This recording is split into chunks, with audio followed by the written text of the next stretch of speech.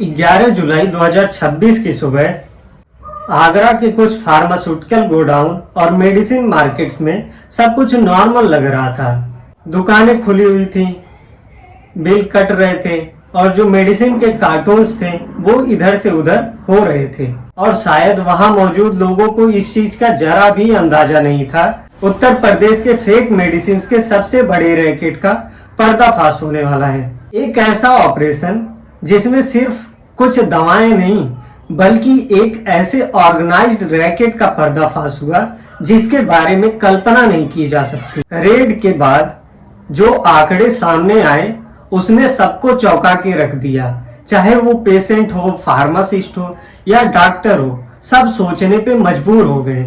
3 करोड़ 63 लाख की fake medicine, counterfeit medicine बरामद हुई, जिसमें शामिल थी गवर्नमेंट सप्लाई की मेडिसिन, फेक बिलिंग और डॉक्टर्स यानी फिजिशियन सैंपल्स, रीलेबलिंग और इंटर स्टेट नेटवर्क। सवाल ये है कि आखिर ये सब चल कैसे रहा था और ये नेटवर्क अगर पकड़ा ना जाता तो पता नहीं कितने मासूम इस दवा को कंज्यूम करते। Hello, this is Prince from PD pathfinder.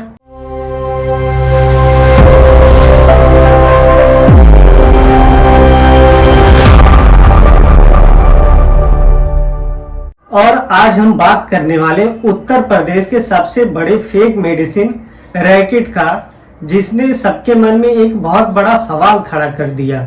ये सिर्फ एक रेड की कहानी नहीं है, ये कहानी है लालच, लूप होल्स और पब्लिक हेल्थ के साथ खतरनाक खिलवाड़ की।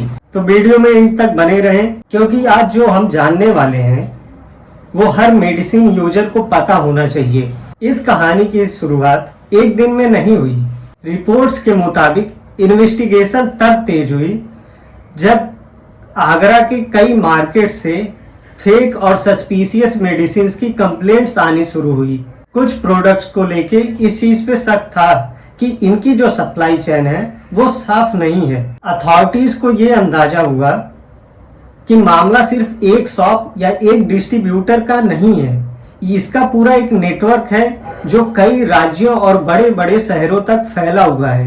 जब इन्वेस्टिगेशन आगे बढ़ा तो धीरे धीरे कई शहरों और राज्यों के नाम सामने आए जहां पे ये काउंटरफीट मेडिसिन की सप्लाई चल रही थी। जब इन्वेस्टिगेशन हुआ तो कोलकाता, गोरखपुर और आगरा से कनेक्शन होने की बात सामने आई।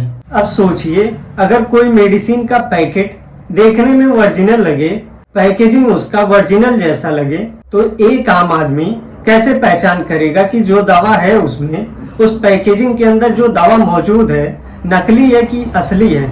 और यही वजह है दुनिया भर में फेक मेडिसिन एक सीरियस और डेंजरस क्राइम मानी जाती है, क्योंकि यहाँ विक्टिम को अक्सर पता ही नहीं होता कि वो विक्टिम है। फिर आता है रेड का दिन। Food safety and drug administration यानी कि एफएसडीए की टीम ने एक कोऑर्डिनेटेड ऑपरेशन लॉन्च किया। कई ड्रग इंस्पेक्टर को एक साथ कई लोकेशन पर भेजा गया। टारगेट था कि उन जगहों पे, उन मार्केट में पहुंचा जाए और इन्वेस्टिगेट किया जाए जहां से फेक मेडिसिन और सस्पिशियस मेडिसिन की कंप्लेंट्स आ रही थी। जैसे जैसे रेड्स आगे बढ़ी वैसे वैसे कार्टून्स खुलने लगे, डॉक्यूमेंट चेक होने लगा, स्टॉक वेरीफाई होने लगा। इन्वेस्टिगेशन के मुताबिक फेक मेडिसिन, इलीगल मेडिसिन और फिजिशियन सैंपल और कुछ गवर्नमेंट सप्लाई चेन की मेडिसिन भी मौजूद हुई। कई जगहों के वेयर हाउस को सील किया गया, कुछ ड्रग को लेबोरेटरी टेस्ट के लिए भेजा गया और कुछ फर्म्स को कैंसिल कर दिया गया और कुछ को तो वार्निंग देके छोड़ दी गई। धीरे धीरे रिकवरी का जो फिगर था वो बढ़ता गया। पहले हजार, हजार से लाख, लाख से करोड़ और करोड़ से पहुंच के ये आंकड़ा पहुंचा 3 करोड़ 63 लाख तक। यानी कि ये कोई छोटा मोटा रैकेट नहीं था, ये एक ऑर्गेनाइज्ड ऑपरेशन था, ऑर्गेनाइज्ड रैकेट था, जहां पे फेक मेडिसिन, उसकी फेक बिलिंग और रीलेबलिंग जैसे कारनामे हो रहे थे। और इसका एक पूरा चेन बना हुआ था जो एक शहर से दूसरे शहर, दूसरे शहर से दूसरे स्टेट तक, कई स्टेट तक, कई राज्यों तक फैला हुआ था। लेकिन सबसे डरा देने वाली बात तो अभी बाकी है, क्योंकि सवाल सिर्फ पैसों का नहीं था, सवाल था लोगों की जिंदगी का। अब जरा 1 मिनट के लिए सोचिए, अगर किसी पेशेंट को डायबिटीज है डॉक्टर ने मेडिसिन प्रिस्क्राइब की और पेशेंट रोज टाइम पे दवा खा रहा है, लेकिन उसे पता ही नहीं है कि जो दवा वो खा रहा है, जो टैबलेट वो ले रहा है, उसमें एक्चुअल एपीआई है ही नहीं। तो क्या होगा? शुगर कंट्रोल नहीं होगी, डिजीज बढ़ेगा, कॉम्प्लिकेशंस बढ़ेंगी और पेशेंट को लगेगा कि ट्रीटमेंट सही हो ही नहीं रहा है, वो डॉक्टर को दोष देगा। इसलिए फेक मेडिसिन सिर्फ इकोनॉमिक क्राइम नहीं है, ये पब्लिक हेल्थ के साथ खिलवाड़ है, क्योंकि यहाँ पे पैसा कमाने के लिए सीधा इंसान के जान को जोखिम में डाला जा रहा है, उसके जान के साथ खिलवाड़ किया जा रहा है। इन्वेस्टिगेशन में अथॉरिटीज ने बरामद किया ऐसे मेडिसिन जो नॉर्मल सप्लाई चेन में नहीं होने चाहिए। कुछ ऐसे मेडिसिन थे जैसे government medicine, doctor physician samples और कुछ ऐसी दवाएं जिनको रीलेबल करके, जो एक्सपायर्ड दवा थी उनको रीलेबल किया गया था। फेक बिल मौजूद थे जो कि नॉर्मल सप्लाई चेन में नहीं होना चाहिए। और सबसे बड़ी बात, पेशेंट को कभी पता ही नहीं चलता कि उसके साथ फ्रॉड हो रहा है। एक फेक मोबाइल या फेक कपड़ा या कुछ भी फेक होता है तो इंसान को पता चल जाता है, पर दवा ऐसी चीज है वो फेक हो तो वो इंसान उसके बारे में सोच भी नहीं सकता। सबसे ज्यादा ट्रस्ट इंसान को उसी पे होता है। अगर फेक मेडिसिन काम नहीं करती तो पेशेंट जो है डॉक्टर को दोष देता, बीमारी को दोष देता, फार्मासिस्ट को उल्टा सीधा बोलता। लेकिन असली प्रॉब्लम मेडिसिन की भी हो सकती है, इसके बारे में वो नहीं सोचेगा, क्योंकि वो जो दवा ले रहा वो डॉक्टर के, फार्मासिस्ट के ट्रस्ट पे ले रहा है। लेकिन अब कुछ मुश्किल सवाल पूछते हैं, आखिर ये इतना बड़ा नेटवर्क बना कैसे? कैसे फेक बिल जनरेट हो रहे थे? कैसे नॉट फॉर सेल वाली मेडिसिन मार्केट में पहुंच रही थी? कैसे रीलेबलिंग हो रही थी? और सबसे बड़ा सवाल, आखिर इतना सब होने के बाद भी कैसे लोगों को पता नहीं चला? इसकी भनक कैसे नहीं लगी? क्या इंस्पेक्शन काफी नहीं है या फिर सिस्टम में ही लूप होल्स हैं? क्या कुछ लोग सिर्फ पैसे के लिए ह्यूमन लाइफ को गैम्बल कर रहे हैं? और अगर कंप्लेंट अथॉरिटीज को ना मिलती तो क्या ये नेटवर्क सालों तक चल रहा होता? ये सवाल अनकंफर्टेबल है, लेकिन पूछना जरूरी है, क्योंकि जब बात मेडिसिन की हो तो एक छोटी सी लापरवाही भारी पड़ सकती है। मैं खुद फार्मेसी बैकग्राउंड से हूँ, मैं खुद फार्मासिस्ट हूँ और फार्मासिस्ट होने के नाते मैं कई चीजें, ऐसी चीजें नोटिस करता हूँ। कई बार पेशेंट्स आते हैं दवा लेने के लिए और वहाँ पे वो बोलते हैं, भैया ये मेडिसिन मत दीजिए, ये मेडिसिन जो है वहाँ उस दुकान पे मुझे सस्ते में मिल रही थी।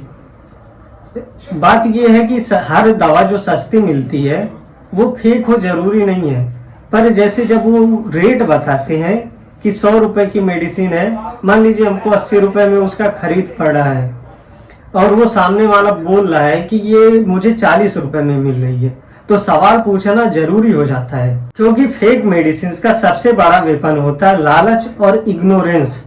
और ये लालच देते हैं, मेडिसिन को बहुत ज्यादा भारी डिस्काउंट पे ये मार्केट में देते हैं और कुछ दुकानदार लालच में आके इसे रख लेते हैं। एफएसडीए की ऑपरेशन में करोड़ों की मेडिसिन सीज हुई, कई लाइसेंस सस्पेंड हुए और कई लोगों पे एफआईआर की गई, कई मेडिकल एजेंसी को, गोडाउन्स को सील किया गया और इन्वेस्टिगेशन को काफी आगे बढ़ाया गया ताकि जो ये पूरा नेटवर्क है इसको एक्सपोज किया जा सके। लेकिन सच ये है कि सिर्फ एक रैकेट पकड़ने से प्रॉब्लम खत्म नहीं होने वाली है, क्योंकि डिमांड और प्रॉफिट दोनों बहुत बड़े हैं। जब तक मॉनिटरिंग स्ट्रांग नहीं होगी तब तक ऐसे नेटवर्क फिर से जन्म ले सकते हैं। सोचिए, आप जब बीमार होते हैं एक डॉक्टर पे ट्रस्ट करते हैं, फार्मासिस्ट पे ट्रस्ट करते हैं, पूरे हेल्थ केयर सिस्टम पे ट्रस्ट करते हैं, लेकिन अगर उस ट्रस्ट के बीच में कोई फेक मेडिसिन घुस जाए तो नुकसान पूरे उस हेल्थ केयर सिस्टम के क्रेडिबिलिटी की होती है। 3 करोड़ 63 लाख का जो मेडिसिन सीज हुआ है ये केवल एक नंबर नहीं है, ये एक वार्निंग है। मेडिसिन खरीदते वक्त सिर्फ डिस्काउंट मत देखिए, उससे बिल मांगिए और जो ऑथोराइज्ड फार्मेसी हो वहीं से दवा खरीदिए।